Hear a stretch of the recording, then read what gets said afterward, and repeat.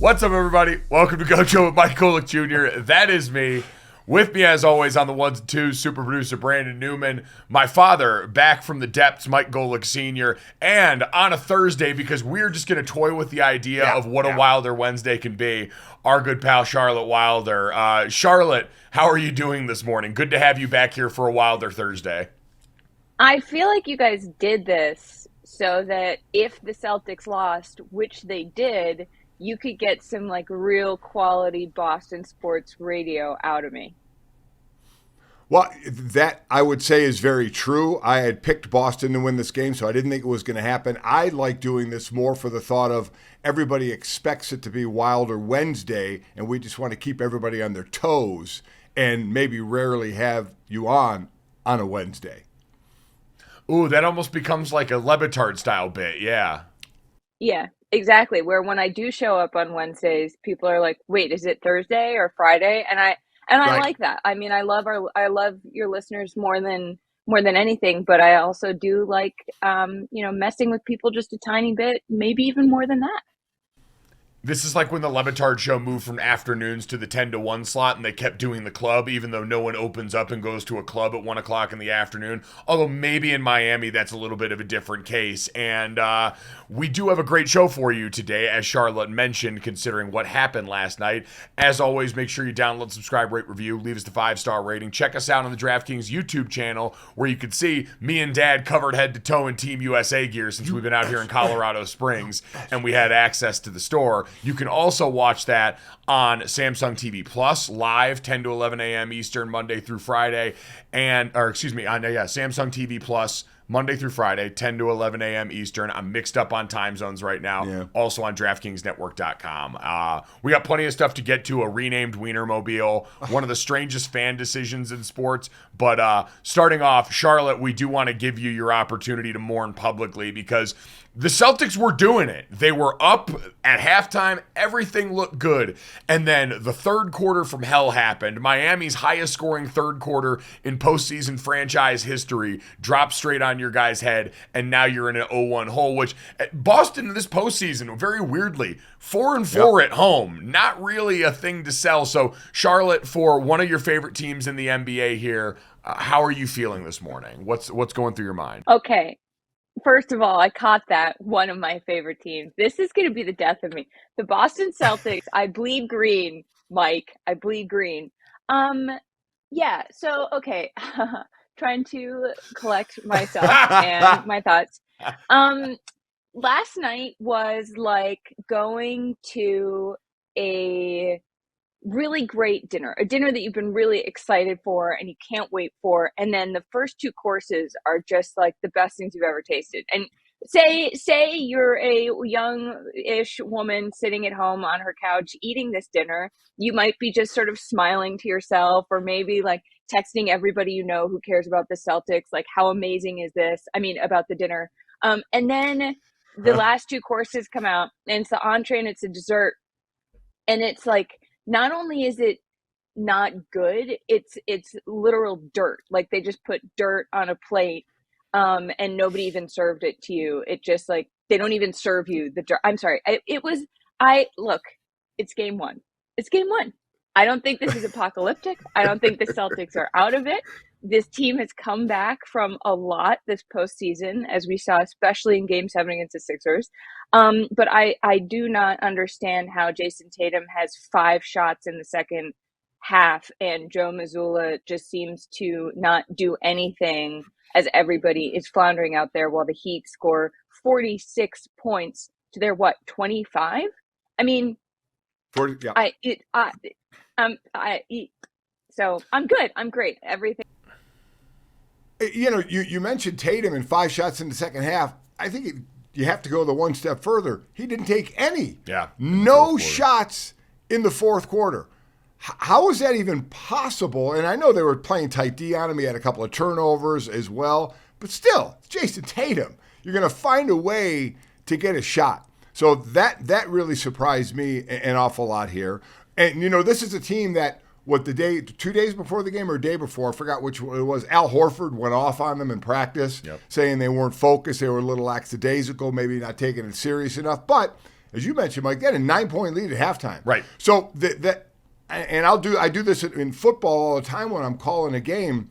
Whenever you have a halftime or intermission or whatever, is what does it come down to? It comes down to adjustments. You can make them on a fly during a game, but in your breaks, in this case, a halftime, you have a chance to sit. All your coaches have a chance to get together, and any adjustments you want to make or things you want to do, that's up to the coaches at halftime. So a lot of people put the third quarter on coaches, where my thought is while coaches obviously are involved because they're making adjustments, and what adjustments are they making or not making, players are still the one that have to execute on the field, or in this case, on the court.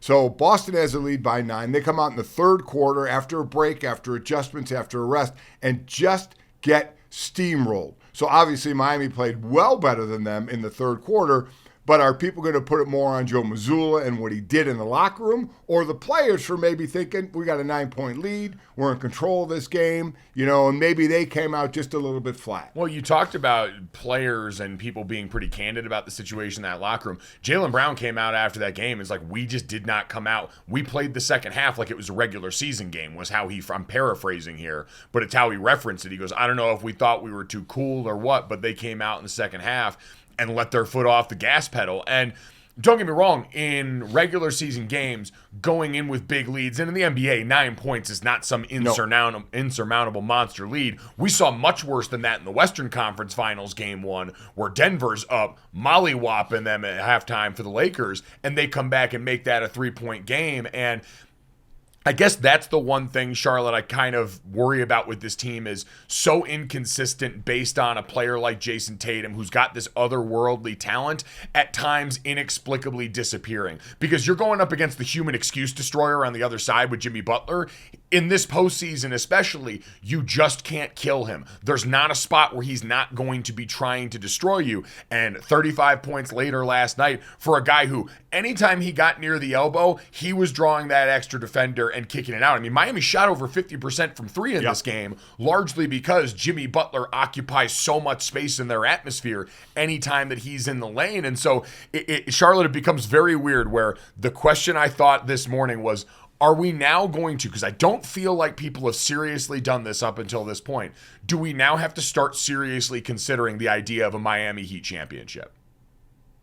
Well, not to brag, guys, but last week when we were talking about this, didn't I say that the Heat was the low-key scariest team to me left in this postseason? I think I said Denver was the right answer if you're looking at the eye test, if you're looking at stats, if you're looking at Jokic, obviously, but even though the rest of the team really did play very well around him. But I think Miami is riding this underdog thing about as hard as anybody can, because this time it's true. I think, the Celtics coming out with these shirts that say unfinished business for the Eastern Conference Finals, like, it's not unfinished business. You can't use that fake chip on your shoulder, which I don't think anybody does better than Boston sports fans, to say we are going to get over this hump, because you were in the finals last year. And here's Miami, who is in a play-in tournament, who won to get to where they are today, which nobody thought was going to happen. And Jimmy Butler's in there saying, we literally don't care what anybody in the media says. And I think that when you have a Celtics team that will commit 10 turnovers in the second half, and Jason Tatum travels 3 times in the last 2 minutes, it's like, where's that sense of urgency? And I know a lot of people are blaming Mazzulla. I think he definitely has something to do with it. I think Spoelstra is that key to this.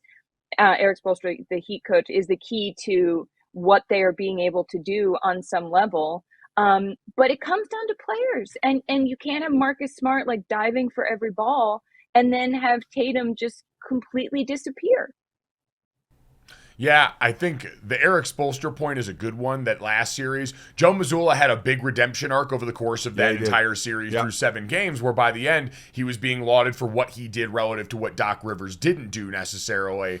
But now you're going up against the final boss, like Eric Spoelstra, who seems perennially underrated and under-talked about as one of the great coaches in the league. I also do the unfinished business shirts were very concerning to me, just because they highlighted the is.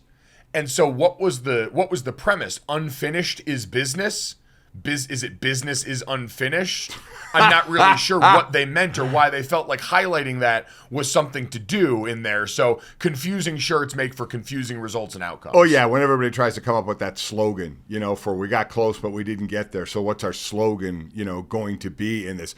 Jimmy Butler, you almost, he's going to find a way to immediately get on the media, though. Oh, yeah. And now it opened up for him when one of the questions to him was, when you guys were winning that playing game, or in that playing game with Chicago, which they were behind at the end of that game, had to come back and win, did you think you'd be this far? And he's like, yeah, hell yeah. And we didn't care what we don't care what you media people think. And I was thinking to myself, why do you care what media people think anyway? They're a bunch of writers, I could see if you want to care more, if there's basketball player analysts who say that, you say, okay, these are my peers and they don't believe in us and blah, blah, blah. But writers, so what?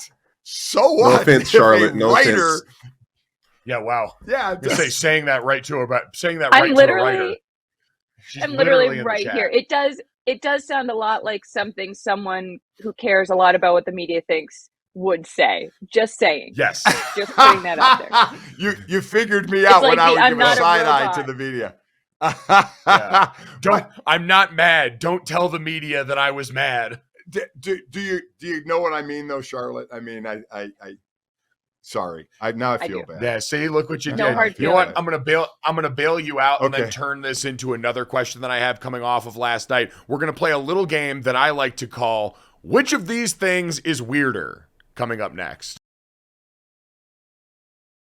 All right, now that my father's done bashing writers here, there's a strike going on, right? Are you some pro studio guy? Don't even go down that road. As someone who was involved in a strike when I was a player, I was a union guy. Yeah. And Charlotte, I'll say, my wife texted me right away and said, "You apologized to Charlotte for what you just said." I'm like, I didn't say anything to her. You kind of did. You kind of did. Christine, thank you. You're my guardian angel. My guardian angel on these Wilder Wednesdays on Thursdays. Mike, I'm going to do a very gracious thing. I'm going to forgive you. I appreciate that very much. I still stand by what I said, but I appreciate the forgiveness. So you're not sorry. You're not sorry. No, but also though, in your defense, which might be the only time I do this, you're not wrong. You're not wrong. We got to say something. So sometimes you say something and then it's like, well, I don't know. And Jimmy Butler's like, what? And you're like, sorry, but it wasn't me. I didn't say anything bad about Jimmy Butler. I didn't do it. Charlotte Wilder abiding by the principle that I have long stood by, which is you don't get bonus points for blocking him mad. You don't need to tick off Jimmy Butler anymore. Nope. We don't even know if this stuff he's referring to is necessarily that real anymore. Oh, exactly. But in Jimmy's mind, he has now gone Georgia football where nobody believed in us. Everybody doubted us. And so now we're going to go out here and cave your head in night out. No, Mike, the Patriots did this first. The Patriots are out there being like, nobody believes in us when they've won 5 Super Bowls. Yeah. So if you're going to give us anything, give Boston fans the credit for that mentality. Thank you. For manufactured underdog mentality. All right, yeah, you know what? Boston can wear that crown proudly, as they have the potential to wear this crown proudly. We are about to play a game we call What is Weirder here on a Wilder Wednesday on a Thursday. And I want to ask you guys a question. Which of these things is weirder coming off of the game last night? Okay. You ready to play? Do you understand how the game works? Do you understand the premise? You just want me to tell you what's weirder? Yeah, so I'm going to ask you 2 things. And then I'm going to ask each of you guys to tell me which of those is weirder. Do you need to write this down? Do you not think we can down. understand what you mean? I wrote it down right here on my handy-dandy iPad. Charlotte, do you understand the game? Are you ready to play? Not at all, but let's go. All right, here we go. The banter I get is it. classic. All right, listen, Brandon, I agree. That's part of the game. It's all part of the little game that we like to call What is Weirder. All right, guys, so let's start off with What is Weirder. Joe Mazzulla, Boston Celtics head coach, watching the town 4 times a week, or Micah Parsons showing up to the game last night wearing a Boston Celtics jersey over the top of a button-down shirt after also being seen at the Sixers series wearing a Tyrese Maxey jersey, after also being seen at a Mavericks game earlier this season wearing a jersey down there as well for the Dallas Mavericks. Which of those is weirder? Go ahead, Charlotte. I'll let you go first on this one. I have 2 things. One, I'm gonna mark Micah Parsons. I'm gonna ride from my hometown because Joe Mazzulla is my age. Joe Mazzulla is 34. He was in high school and college when. Stop it. Wait, are you being serious? I didn't know he was our age. Yeah, he's 34. I knew he was young. I just me? hate the reminder that people have accomplished so much at my age and I have accomplished so little. Yeah. Well, first of all, you've accomplished a lot, but yeah, it sucks. So we were in our formative years, and he's from Rhode Island, so he was living in New England when those two movies came out. And as someone who also was, I can say that they burrow into your brain in a specific way that it's not our fault. Like, these are our perennial hype videos, and no matter what you do, they always will be. So I get that. Micah Parsons, when I saw him courtside, I didn't know that he had also been wearing those other jerseys at other games. I just assumed he'd been traded to the Pats, and I didn't know about it. So I think that's really weird.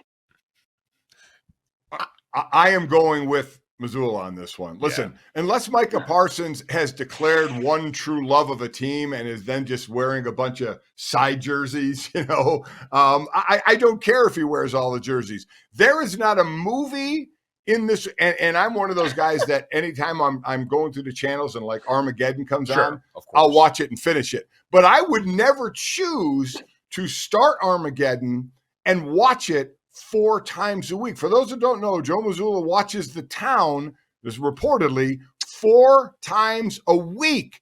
That I don't know if you guys have a movie. I don't, that I would actually physically start 4 times a week and watch a 2-hour and 6-minute movie. Charlotte, you made a face. What was your face about? Just that as someone who has a tendency to, on occasion, exaggerate, does he really watch this movie 4 times a week? It felt like a big Pander Poppy move where he was trying to make sure that everybody knew. Because this is when I believe I think reported when he was an assistant at first that he did this. So This feels like the thing you say when you want people to really think you love their thing. Like, I had a teammate in college named Braxton Cave, and he was from South Bend, Indiana, where Notre Dame is. He ended up going to Notre Dame, and his whole thing was he told us every Saturday before Notre Dame games when he was growing up, he would watch the movie Rudy twice, back to back, in a row, before he would then watch the Notre Dame football game. And it's like, there's no reason to do this. He knows the movie by heart. He's got it all committed there, but it's like you could probably find any other number of things on a game day to do other than watching the same movie again in a row. That's even more unhinged. But this is when he was a kid. Yeah. He's a kid. Joe Mazzulla's an adult. Well, he's your guy's age, so he's close to an adult. Joe Mazzulla has 2 kids.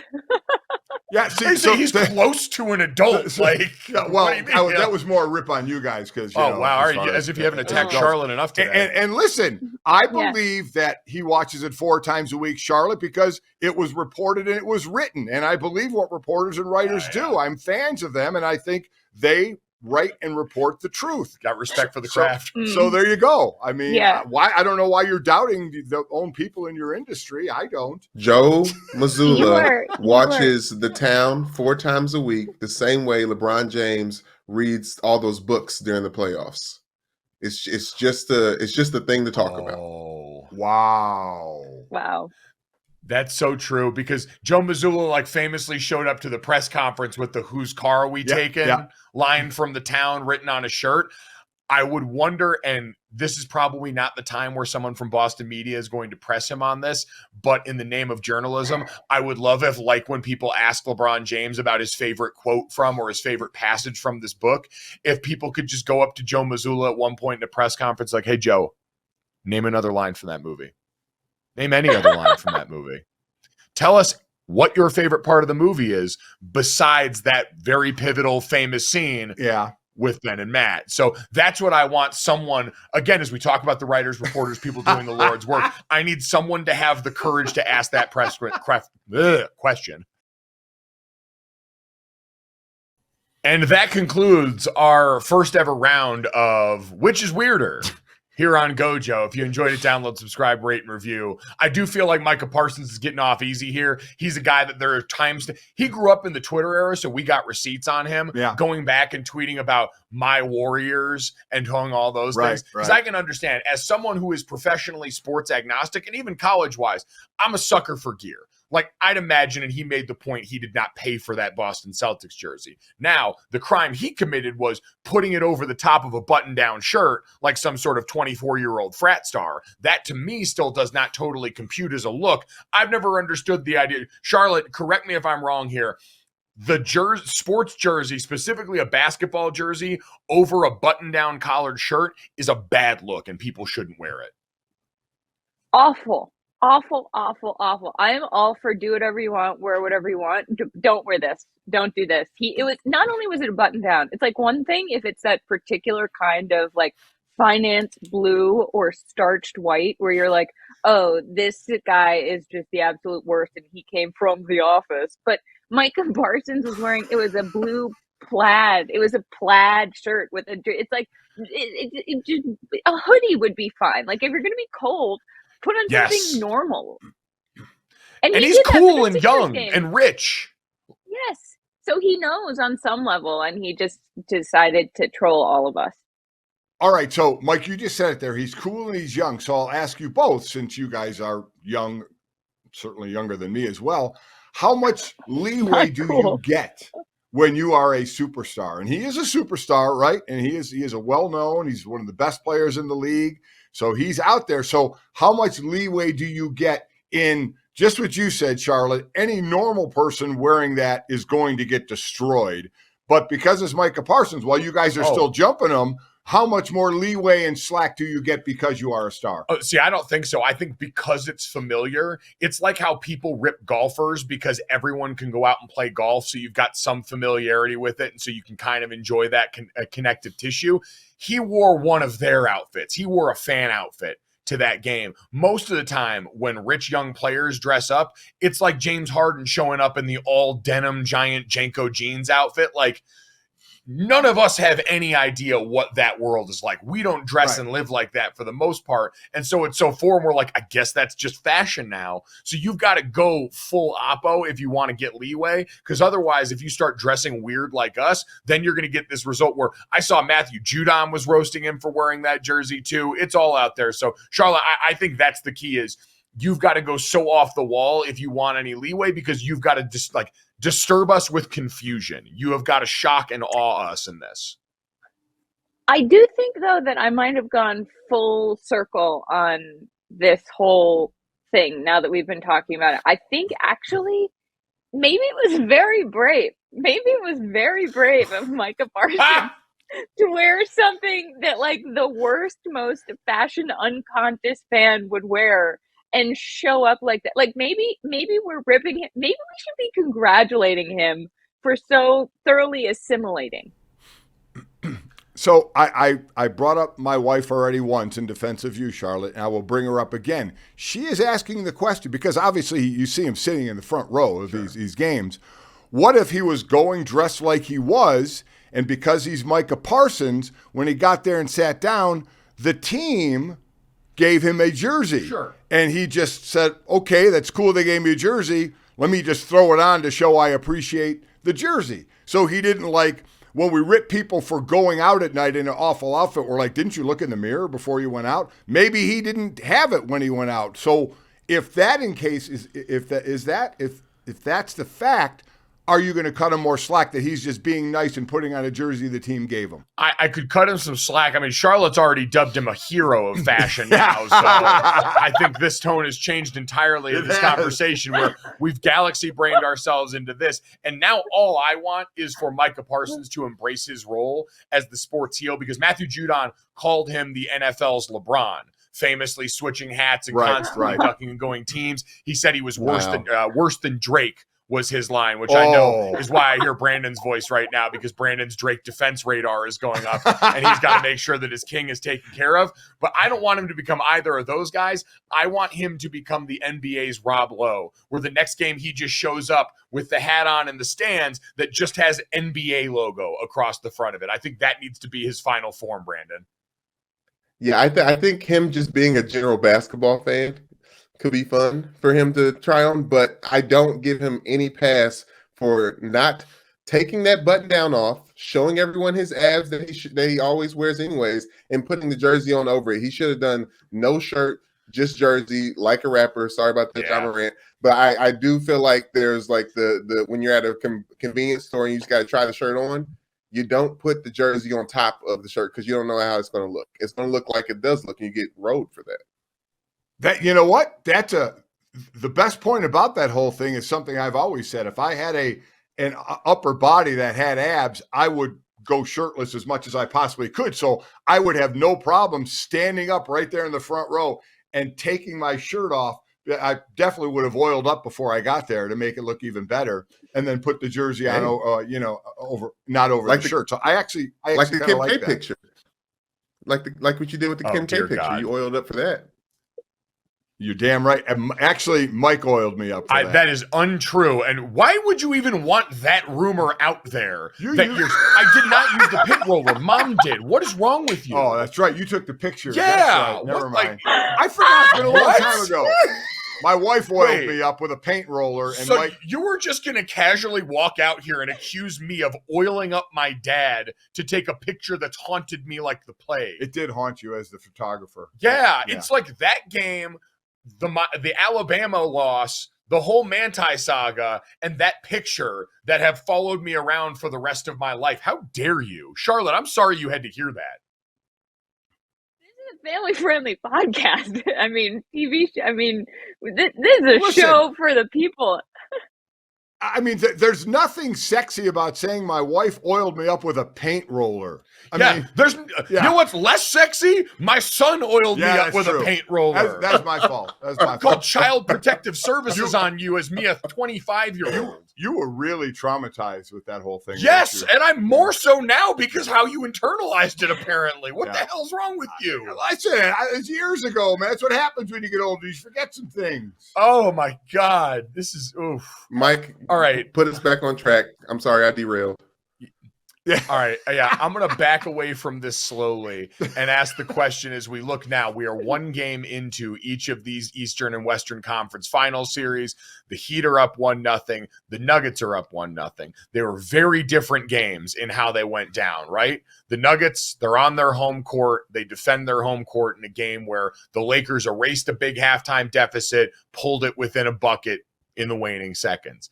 Miami goes on the road, overwhelms Boston in the second half, and does what we've seen happen to Boston this postseason. They've lost at home, so it's not an anomaly. This isn't something out of the ordinary. Miami shot insane, over 50% from three-point on 31 attempts, so it wasn't a few. They were getting after it there.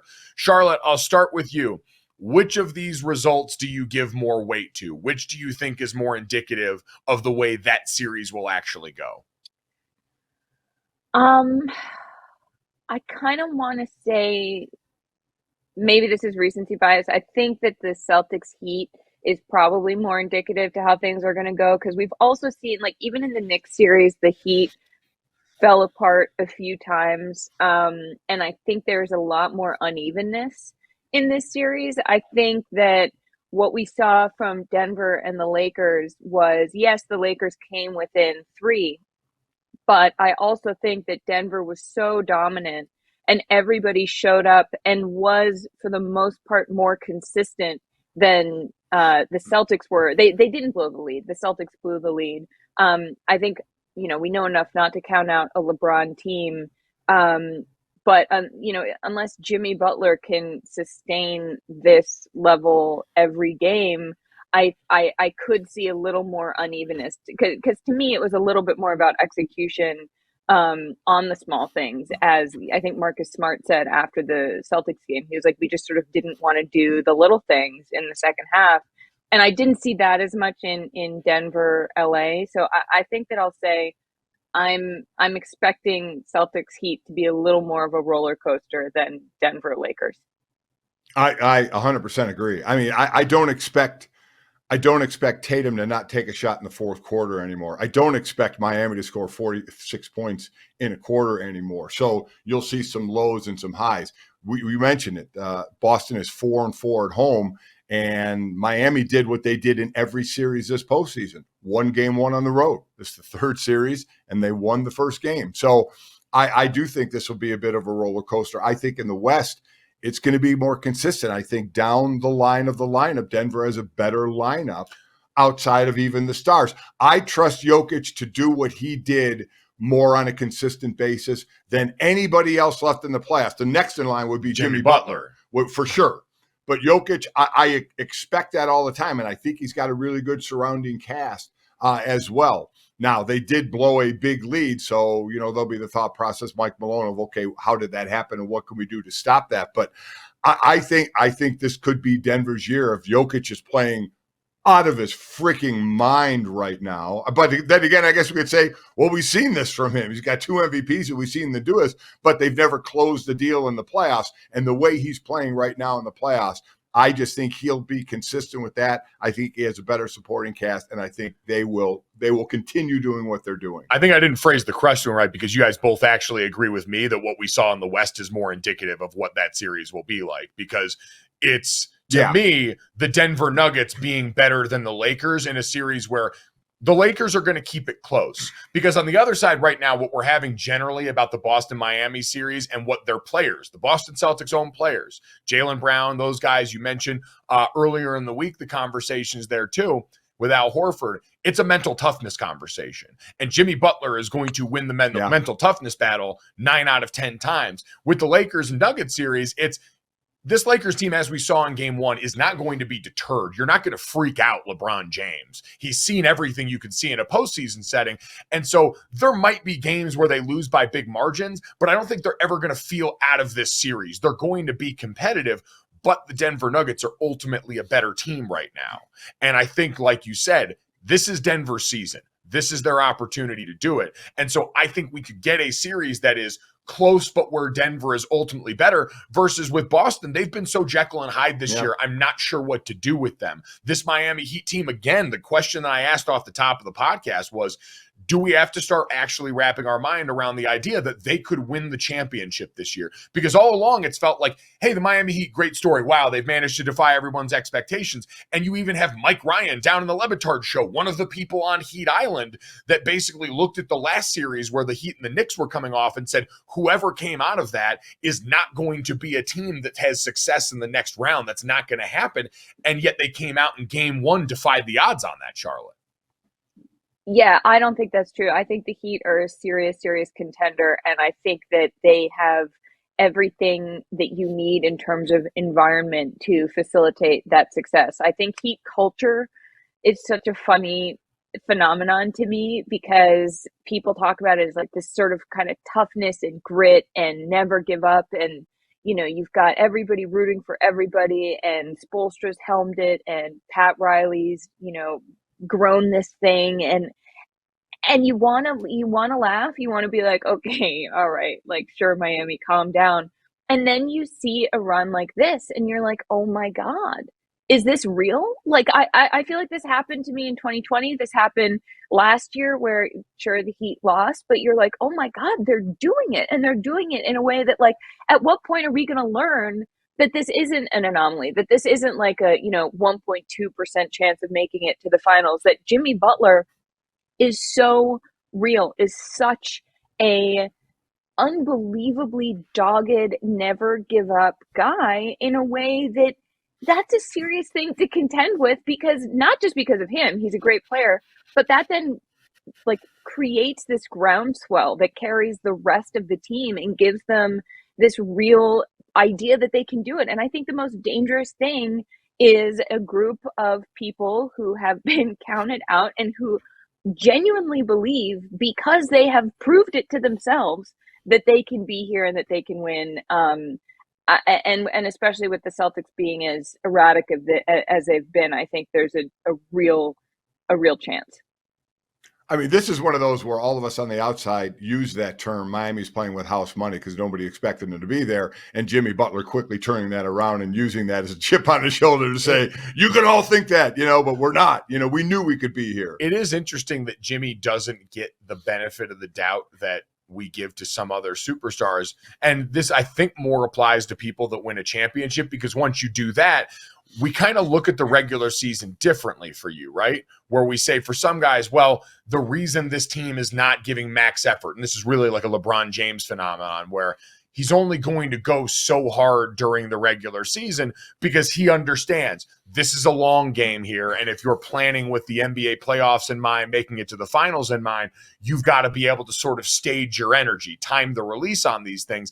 And so sometimes we give stars that sort of benefit where it's, all right, well, these guys know they got to turn it on in the postseason. Miami, they were erratic during the regular season. That was not a consistent basketball team, and it wasn't good basketball for some certain stretches. But Jimmy Butler, we've seen now, this is the third matchup of these teams in the Eastern Conference Finals in the last 4 years. And so at what point in an era where we talk about the NBA's regular season being sort of FUBAR, is it just like, yeah, Jimmy Butler gets the credit for, all right, we should expect this no matter what seed the Miami Heat are, as long as Jimmy Butler's down there, as soon as they hit the postseason, they should be considered one of the contenders in the Eastern Conference because they have this time of year down to a science at this point. For players to be counted on in the playoffs, here's another thing that I just thought of. You have a guy who's going to opt out of his player option and look for a 4-year deal of mega money, and that's James Harden. Could there be a bigger 180 or disparity of what someone is doing for their team in the playoff and what someone didn't do for their team in the playoff? I mean, James Harden did have, as I said, a couple of the 40-point games in the last series, but was horrid. And Jimmy Butler is saying everybody, while he is saying publicly, I'm not carrying the team, he is carrying the team. And my God, of players counted on, Charlotte, there can't be a bigger separation of who's getting it done and who didn't. No, and I think that you see that in how their teammates rally around them. And it reminds me a little bit of when you were saying that Jimmy took the, narrative of nobody believes in us and he said, we believed in us. It reminds me a lot about the Bengals Super Bowl run where Joe Burrow was like, right. No, it's not. What was it? What was the slogan that they came up with? Why not us? He was like, I don't like that. Of course it's us. And that seems like a very similar culture where these players seem to have rallied around this one unbelievably physically talented guy who refuses to play that role of the selfish superstar in public. I don't know what happens behind closed doors, but every time Jimmy Butler has been asked in this postseason, how did you do it? He's like, my team is really good. And I think that in comparison, especially with someone like James Harden, who then says like he didn't play with the strong enough players or team, and it's like, you're the literal MVP. Like, what are we doing? Yeah. I think that just makes it just makes Jimmy Butler look that much more impressive. And he's so fun. Like, even as a Celtics fan, like I really love watching Jimmy in the playoffs. I think it's unbelievably, I don't want to say inspiring because that's such a sports cliche, but it's just delightful the way he plays basketball when he's doing it the way he is. God, mentioning the James Harden thing is a good reminder of how wild and what a weird conundrum that's going to be this offseason of him, the report saying he wants to play with a competitive roster, but was also be seeking a 4-year deal. The max would be, I think, 210 with the Sixers over 4 years and 201 with any other team. But it feels like forces that aren't going to mesh at this point. Like, if you're the Sixers, do you want him back? No. Personally, you're playing for that championship with Embiid, because while your window's open with Embiid as the MVP, I can't think that I can count on Harden in the postseason. That ultimately is what you would be paying him for. You would be paying him for the postseason. And if we just got a sample of it, there's no way I'm shelling out that money. I guess that's the thing is, Charlotte, I would probably want him back, but it couldn't be at that max number in Philadelphia. But it's also got to be relative to what else is out there for you. Like, what else could you actually get? Right. Because at this point, you can't afford to take marked steps back with Joel Embiid, who we saw also struggling once again with his physical health at the end of a long postseason run, and making sure you're putting the pieces around him, because this is the window. You don't get to take any big steps back, and letting James Harden go without getting something in return would be the mistake. Whew. All right, it has been a winding Wilder Wednesday on a Thursday. We got to try and land this plane as best we can. We're going to do that with this, that, and the third. 3 quick stories to finish off your day. As always, make sure you download, subscribe, rate, and review GoJo. And tell us what you want to see more of as we go along here with the show, as we are changing, evolving, growing, all that fun stuff. But let's start off with this, guys.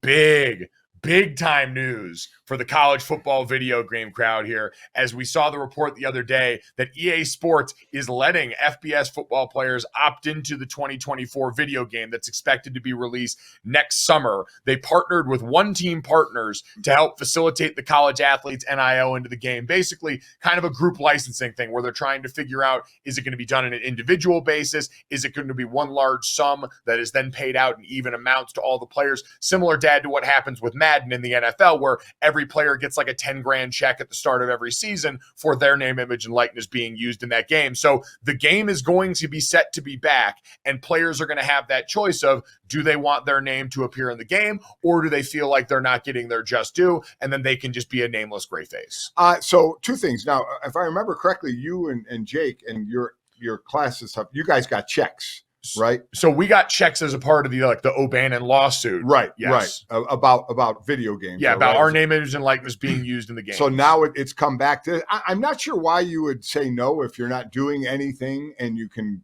grab some money.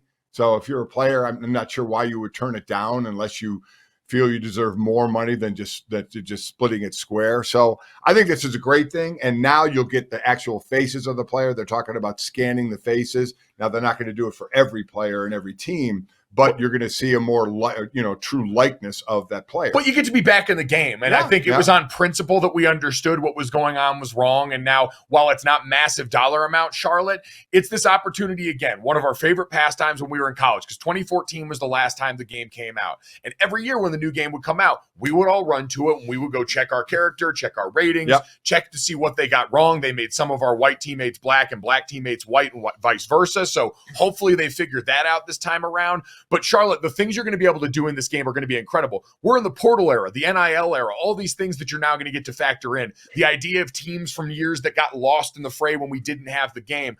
I'm pumped for this as someone who recently just got back into video games. I'm thinking about making NCAA 2024 my personality. As someone who doesn't play video games at all and really has no horse, I wouldn't be able to figure. I tried to DVR the Celtics game last night, and it was 8:50, and I was like, how has this game not started yet? And realized that I had somehow rewound 2 hours, and I was watching a Shaq sit down with Kareem Abdul-Jabbar during the first. So I'm not the target demo for this, but I think it's awesome, and I'm really excited for everybody. And if they ever want to make a sports media version where it's like, have your character like sit down, write, get up, get a snack, you earn points for how many snacks, like you can use my likeness, pay me a little bit, but I would mostly just be happy to be there. Nice. I am excited to see how much minutia they put into this. Right, I'm playing the Harry Potter game right now, and I have to go to potions class, and I have to get ingredients, and I have to actually do coursework. I don't know what they're going to make you do in this. And even for me, I'm not someone, even like fantasy football, I don't do trades that often. I can't be bothered with it. And so I don't know if I'm going to be bothered to really shop around the portal. I'm going to end up being the Dabo Swinney of NCAA 2024, where I'm like, our team culture is great, and we're just not going to worry about messing it up in the portal. So I haven't heard a word you said after I'm playing the Harry Potter game and I have to go to a potions class. I almost your dad's got up so and left. disappointed. So disappointed. I almost want to shun you right now. I owed you after you accused me of oiling you That's up. true. So Okay, consider okay. this revenge. I was All right, gonna say. Come on. Okay, All right. Fair enough. Let's move away from all of that again, because I'm not trying to relitigate that and get to that.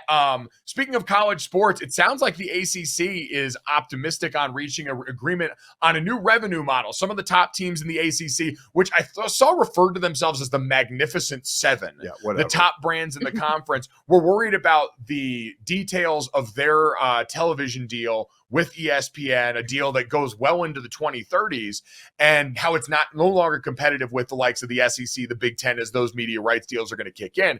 And so what they're floating around is added bonuses for the teams that make the college football playoffs, maybe up to $10 million more for teams in there, who some of the bigger brands, essentially, Dad, trying to, I think, angle towards what we're going to see more of in the future as these rights deals continue to evolve, which is the bigger brands in each conference holding the rest of it hostage by saying, we could leave at any point. And so if we're going to stay, we believe we deserve more of the pie coming in than the teams at the back end of the deal. I don't have a problem with that, because you get a number and then you get a pie, and it's split evenly all the time. So you could be at the bottom of that conference, and while you may want to make an effort to get better, you're getting the same amount of money. I have no problem on the merit scale of saying if you're playing better and you get into the college playoffs, you get more money than the team at the bottom of the conference. I have zero issue with that. And plus, it may help that team stay in the conference a little longer, Charlotte. Yeah, I mean, I think that at a certain point, you just have to pay people to make them stay and do what you want them to do. And by people, I mean like teams and conferences. Like I mean, that applies to anybody, and that's sort of the general, I don't know, capitalism. But I do think that in college football, we're just seeing it more and more, where like if you want someone to stick around, if you want somebody to do something you want them to do, there's more agency and autonomy than ever. So like you just sort of have to pay for stuff. I do continue to enjoy the ACC pulling the full I think you should leave hot dog suit, looking around at their media rights deal like we're all trying to find the guy who did this. Y'all, you signed the deal. You're the ones who back. And I understand at the time they didn't have a lot of leverage. They were a bit backed into a corner and all that thing. But it's like when issues come up that are collectively bargained, it's like to some extent, you also did sign this into existence. And so now you're trying to find ways to move it around in the meantime, while your conference is also at a bit of a crossroads right now. So we'll see if Florida State can go out there and sign a contract and a year later, think about how I can get out of it. Hey, that's the way of the world. Love it for players. You leagues, you go and honor your commitment. Speaking of commitment, let's get to the third, because this seems like a betrayal of our trust as a nation. It was announced yesterday that the Oscar Mayer Weinermobile is being renamed. It is now the Frankmobile. For the first time in about a century, they are going to change the name. Oscar Mayer claims that the Frankmobile pays homage to the new recipe for its hot dogs that's rolling out this summer. They've been a little tepid on whether or not they think this is going to be a full-time change. Charlotte, as a connoisseur of large ships, large planes, boats, and of course the Weinermobile, where are you at on the idea of having to call this the Frankmobile? You can't do it. You can't do it. You can't rebrand something that iconic. It's stupid. Nobody's going to call it the Frankmobile. First of all, love hot dogs. I went to search hot dogs in my phone, in my pictures app, and I have 67 pictures of hot dogs. So that's a challenge, everybody out there. Check your phone, see how many hot dog pictures you have. And I at went the Wilder Things on Twitter. Send her your hot dog pictures. Oh, actually, no. I shouldn't say that on the internet. That's a dangerous connotation. Yeah. Sorry, No. No. Anyway, Well, I'll say I don't think it's good. That's why this is good. The all beef Frankmobile is good because Wiener's apparently canceled. We're canceling Wiener out of the lexicon. Right. Here's the thing. It's one of two things for me. By the way, this is a company that went down $15 billion in like 2019 because people were really done with processed food. So it's one of two things to me. Number one, it's the old cancel culture if we can't see the word wiener on anything anymore. Or two, that this is just an absolute advertising thing. This is absolute get us back into by changing it and get us to be seen again, not with the word wiener. We've canceled wieners. We canceled the word wiener. That's what you right now. That's what I'm telling you. I wouldn't do it. I got no problem with That's not where we are. Do That's we know not that? where we Do are. we know This is International House of Burgers. This is clever marketing. This is them trying to tick people off to sell new hot dogs. Open your third eye, sheeple. Okay. They're trying to game you. It's going to be the Weinermobile by the time we hit July. You can run and tell that to anybody who will listen. This is the opposite side of the aisle that you agree with, trying to cancel wieners. Yeah, don't disparage the wiener. Download, subscribe, rate, review. Leave us a 5-star rating. Thanks so much for watching. We'll talk to you tomorrow. Boom. Money in the bank.